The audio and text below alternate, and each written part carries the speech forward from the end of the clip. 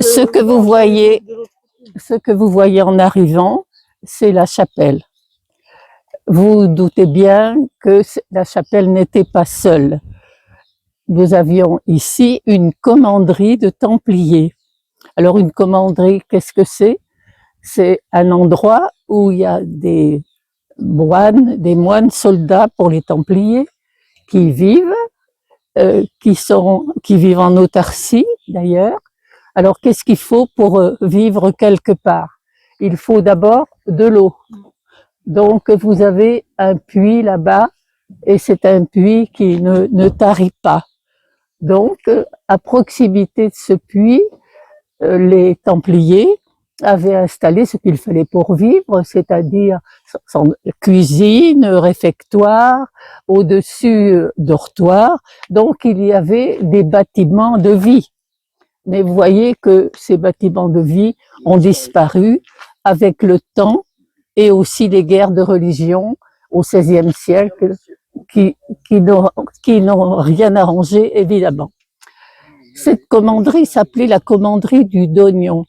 Alors, il y a même plusieurs explications. Il y aurait eu une colline là, un peu plus haut, et cette colline avait un tumulus, vous savez, où il y avait autrefois, dès le 9e siècle, des tours de bois, et on appelait ça des donjons, et donc d'oignon dériverait du mot donc donjon. Une autre explication, c'est que la terre ici pendant un moment, a appartenu à un propriétaire qui était du Limousin, à côté de Saint-Léonard-de-Noblat, et son village s'appelait Dognon. Bon, est-ce que c'est vrai? Vous choisissez ce que vous voulez. Bon, voilà. Alors, j'en reviens donc aux bâtiments. Donc, ici, les bâtiments conventuels, avec ce qu'il faut donc pour vivre. Et ici, derrière moi, tout ce qui pouvait permettre la vie donc en autarcie, c'est-à-dire une grosse ferme avec des écuries, des granges, des greniers, tout ce que vous voulez, une grosse ferme et tout autour, évidemment, des terres agricoles avec donc culture, et les Templiers se débrouillaient fort bien pour cultiver et tout ce qui leur a été donné, si vous voulez, ils l'ont fait fructifier. Et vous savez, tout le monde le sait, qu'ils sont devenus très riches parce qu'ils savaient gérer leurs affaires, ils savaient travailler et ils savaient gérer leurs affaires. Bon, pendant que vous êtes là, maintenant, vous regardez la chapelle.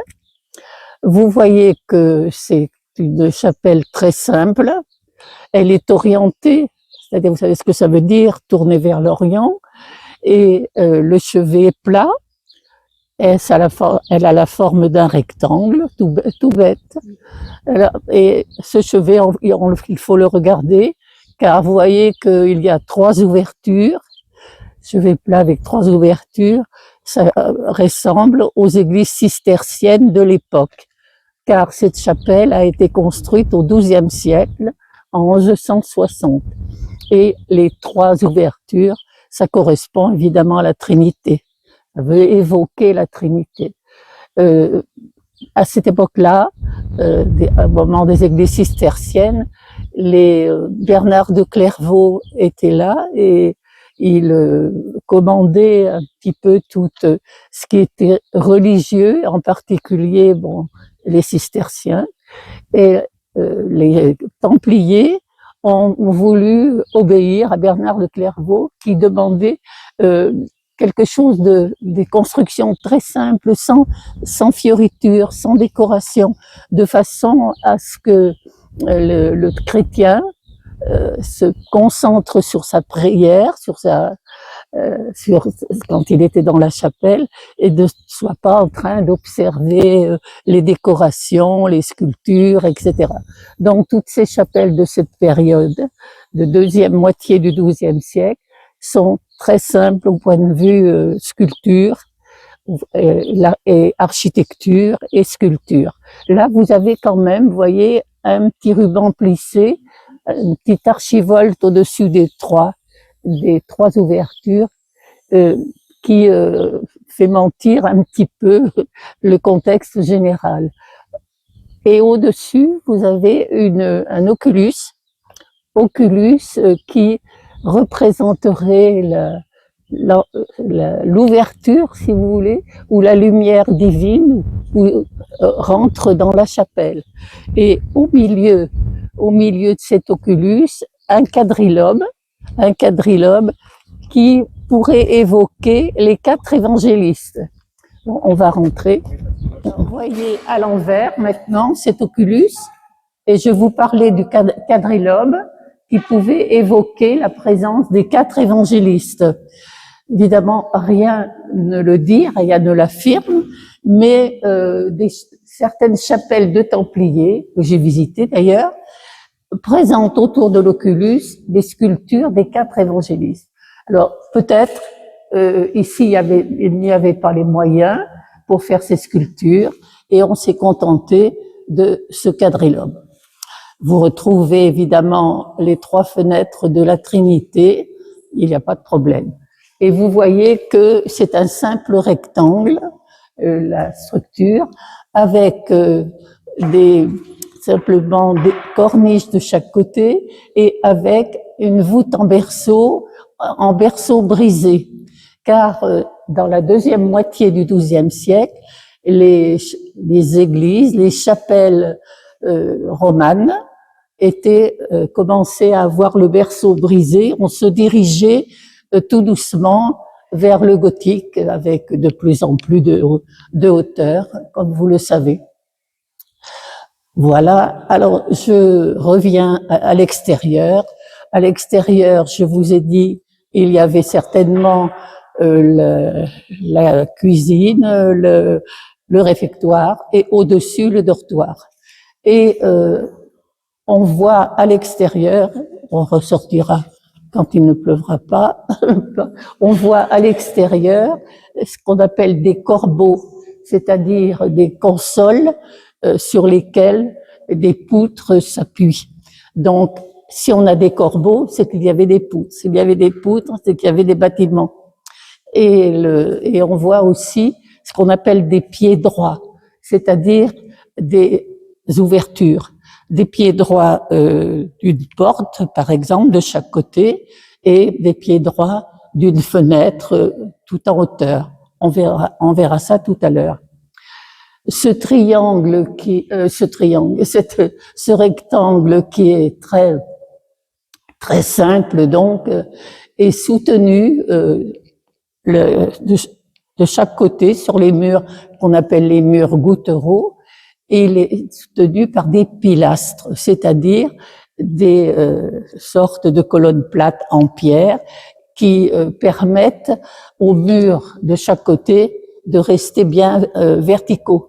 Car une voûte en pierre comme ça, c'est très lourd. Donc, il faut des murs très solides. Donc, vous verrez ces pilastres, il y a 3 pilastres qui maintiennent les murs de chaque côté.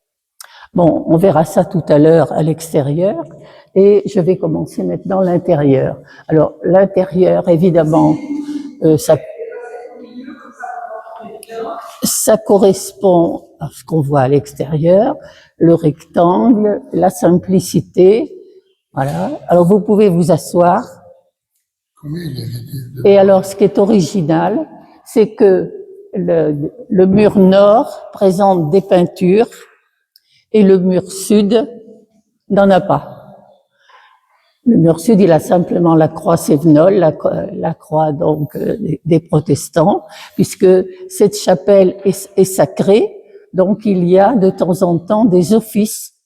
Les protestants de la région de Barbezieux viennent, disons, de 2 ou 3 fois par an faire un office. car ils ont plusieurs chapelles et donc ils tournent à l'intérieur de ces chapelles pour les offices. Les offices, c'est uniquement à la belle saison, car l'hiver, la chapelle est fermée pour éviter donc les sautes de température qui abîmeraient les peintures. Alors donc, je reviens à ce que je disais. Nord, il y a des peintures. Sud, il n'y en a pas. Et d'habitude, dans les chapelles, c'est l'inverse. C'est au sud que les peintures sont conservées et au nord, le froid, l'humidité, etc., fait que les peintures s'abîment et même parfois disparaissent. Alors, est-ce que vous avez une idée de ce qui a pu se passer? Non, parce que vous n'avez pas pu lire la plaque qui est à gauche de la porte, dehors, dehors, et vous verrez que sur cette plaque, il y a un dessin qui est très significatif pour expliquer donc pourquoi cette anomalie dans les peintures. Alors là, je vous le dis, ce dessin représente des vaches. Alors, donc, maintenant, ça y est, vous avez la clé de l'énigme. Eh bien, c'est-à-dire que la chapelle abandonnée, je vais vous raconter son histoire, abandonnée pendant très longtemps, était en piteux état, et après la Révolution, elle a été vendue comme bien national. Elle a été achetée par un agriculteur qui voulait y mettre du matériel agricole, qui voulait y mettre des animaux. C'est ce qu'il a fait. Donc, il a mis, de quel côté il a mis ses animaux? Du côté sud, évidemment, parce que c'était moins froid. Et du côté nord, il y mettait le foin, la paille, etc. Donc, voilà pourquoi vous avez l'inverse de ce qui se passe d'habitude. Et voilà. Alors, je vais vous expliquer ça. Vous remarquez qu'il y a pas mal de lacunes, c'est-à-dire d'endroits où il n'y a plus de peinture. Pourquoi? Il y a le temps, XIIe siècle, et on est quand même au XXIe siècle. Dans le temps, on peut penser qu'il y a de la peinture qui est tombée, elle a été par endroits, il y a des gens qui ont essayé d'en enlever des morceaux, etc. Bon, toutes sortes de choses mauvaises pour les peintures. Mais surtout, après la guerre, la Deuxième Guerre mondiale, après 45, on a constaté que le mur nord avait par endroits des fissures et qu'il fallait absolument le consolider. Mais à l'époque, on ne savait pas consolider un mur sans déposer les peintures. Donc, une restauratrice qui s'appelait Mademoiselle Mezdrikov, qui était russe, est venue ici. Elle est restée à Blanzac pendant au moins 3 ans. Et pendant ce temps, elle venait chaque jour et elle déposait tout ça. Vous voyez, ça fait 16 mètres de long à peu près. Alors, comment faisait-elle?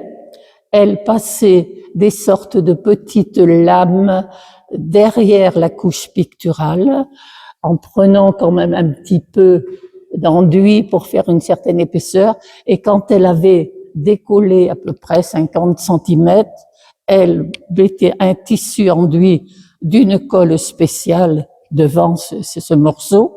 Elle faisait tomber donc ce morceau sur le tissu et elle en faisait un rouleau. Il y a eu à peu près une trentaine de rouleaux et qui ont été envoyés à Paris aux ateliers de restauration. Et pendant ce temps, après, sur place, on restaurait le mur pour qu'il soit solide. Bon.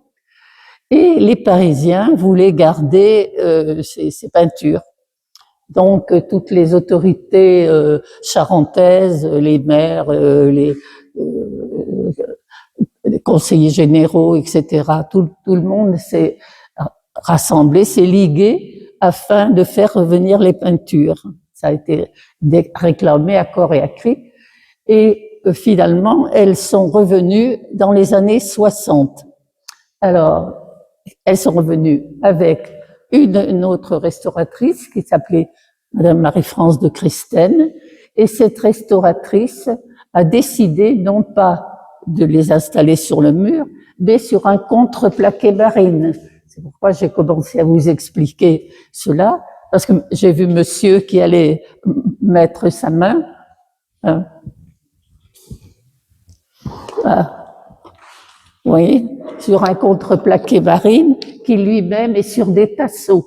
Donc maintenant, si vous voulez, ce sont des peintures qui ne sont plus sur un mur, mais qui sont donc sur ce contreplaqué, afin que le froid, l'humidité ne s'exerce pas trop. Voilà, donc elles sont revenues. Et à Paris, donc les copies ont été faites et sont installées au musée des monuments français qui se trouve au Trocadéro, et la salle de Cressac où se trouvent les copies de nos peintures se trouve au 2e étage. Si vous allez à Paris, vous pouvez voir la salle de Cressac.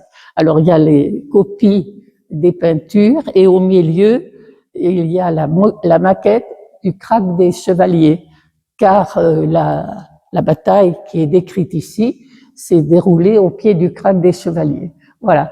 Bon, je ferme la parenthèse Paris, et maintenant on va regarder donc tout ça, toutes ces peintures.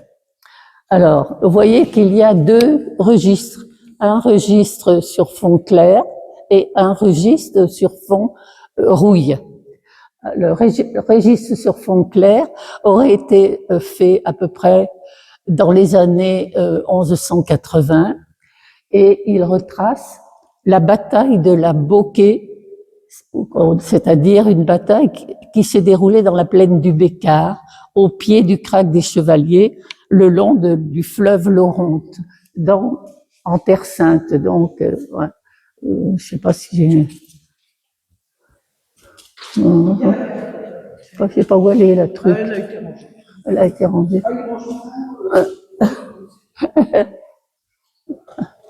Ah, ouais. Voilà. Voilà, donc. Voilà le Krach des Chevaliers. Ouais. Voilà, vous voyez donc la Syrie actuelle, la partie Terre Sainte, c'est-à-dire la partie qui appartenait aux Francs et qui avait construit des châteaux et des endroits, donc des chapelles, etc. Voilà tout ça. Et le Krach des Chevaliers, donc, il est dans cette partie. Il y en a une autre qui. Ouais. Voilà le Krach des Chevaliers. C'était un château, vous voyez, où on pouvait faire rentrer 3000 chevaux et leurs cavaliers, tellement il est énorme. Vous voyez, il est grand comme un village, quoi, si vous voulez. Voilà.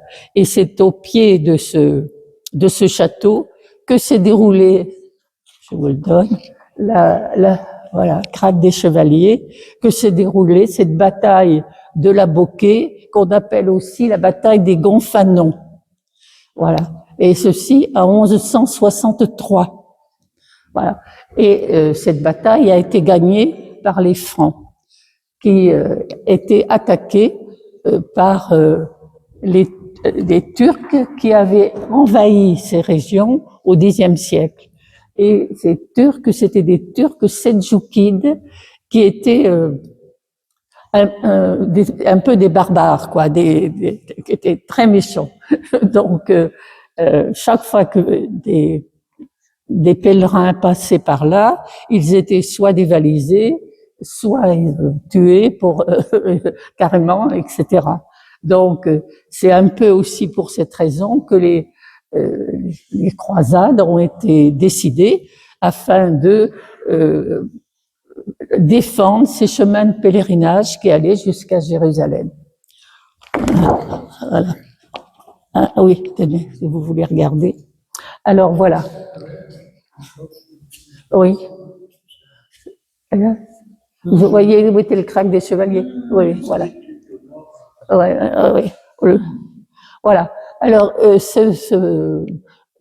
cette partie-là, cette partie qui est sur fond clair, qu'est-ce qu'elle représente? Donc, cette fameuse bataille des Gonfanons, bataille de la Boquée, 1163. Bon, vous voyez ici des cavaliers qui sortent d'une ville. Voilà.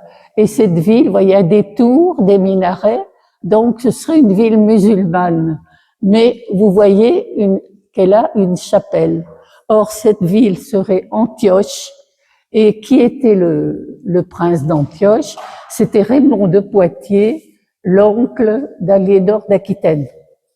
Ouais, donc, et il aurait donc fait construire cette chapelle. Et pourquoi en 1163 cette chapelle existait déjà? Parce que Antioche a été pris lors de la première croisade en 1098 et on est en 1163. Donc entre 1098 et 1163, on a eu le temps de construire une chapelle chrétienne dans cette ville musulmane. Donc les Francs sortent de cette chapelle et vous voyez qu'il y a des têtes ici qui seraient peut-être des têtes de femmes, car lors de la deuxième croisade, 1147-1149, les femmes sont allées à la deuxième croisade. Louis VII partait à cette deuxième croisade avec sa femme Aliénor, et comme Aliénor accompagnait son mari, les autres femmes, les duchesses, les princesses, tout ce que vous voulez, ont voulu accompagner leur mari. Donc, elles sont parties avec la caravane. C'était à ce moment-là, c'était des voitures avec des bœufs, donc comme des sortes de tombereaux avec des bœufs qui ont traversé l'Europe jusqu'à Constantinople. Alors imaginez-vous cette quantité de personnes qui partaient avec là tous ces chevaliers, tous ces nobles et les femmes qui voulaient emmener évidemment leur chambrière et cela. Alors, une quantité formidable de personnes sont parties à travers l'Europe. L'intendance pensait un petit peu pour tout ce peuple. Alors donc il y a eu des pillages, des représailles, et finalement il y a très peu de monde qui est arrivé au bout par rapport à tous ceux qui étaient partis. Bon, alors ici donc vous avez la troupe des Francs, et puis devant là donc le chef qui est en train de poursuivre les Turcs seldjoukides avec sa lance en avant. On voit qu'il va les embrocher et qu'on remarque, que vous avez certainement remarqué un peu partout, dans des bouquins, sur une pancarte au bord de la Nationale 10 d'ailleurs, avant Barbezieux, vous avez ça. Mais malheureusement, sur la pancarte, on ne met pas où ça se trouve. On ne met pas que ça se trouve à Cressac. Bon, alors il faut le regarder, ce chef. Donc il est à cheval, bien sûr, et vous remarquez peut-être qu'il n'y a pas de reine, il n'y a pas d'étrier.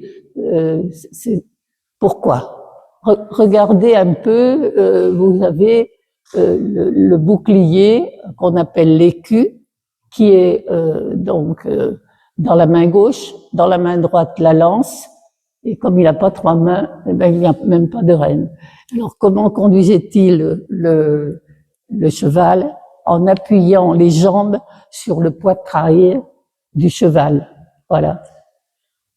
Et donc il poursuit ces Turcs seldjoukides, et ces Turcs seldjoukides fuient, et au lieu d'avoir un écu triangulaire, ils ont un écu rond.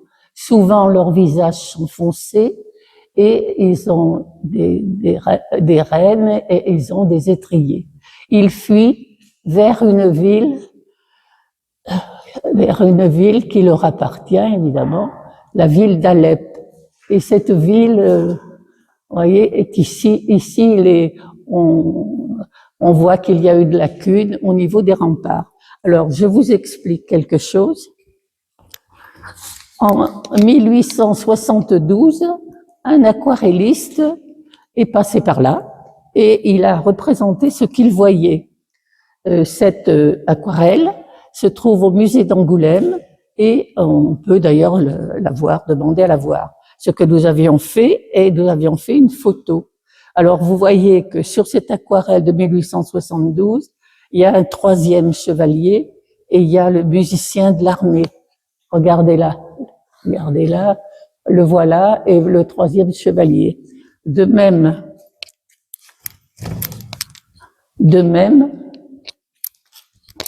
regardez à droite, vous voyez le chef des Turcs Selçukide, Noureddin.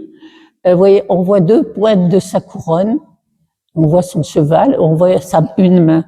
Et regardez-le ici. Regardez là, vous avez donc Noureddin qui est là, la main, voilà. Et vous retrouvez sa couronne là, on voit simplement là-bas que deux points. Et un mur, les remparts de la ville d'Alep, voilà. Et quelqu'un qui sonne le rappel, etc., que vous ne voyez plus là-bas. Donc, il y a une lacune à la place. Bon, ça vous montre que depuis 1872,